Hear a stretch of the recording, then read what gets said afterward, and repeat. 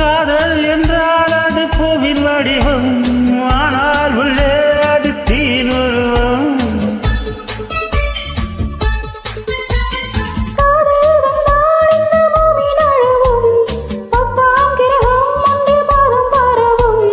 காதல் வந்து நெஞ்சுக்குள்ளே நுழையும், ஒரு தட்ப வெப்ப மாற்றங்களும் நிகழும். காதல் வந்து கண்ணை தட்டி எழுப்பும், அது ஊசி ஒன்றை உள்ளுக்குள்ளே அனுப்பும். இந்த காதல் வந்தால் இலை கூட மாலை சுமக்கும்.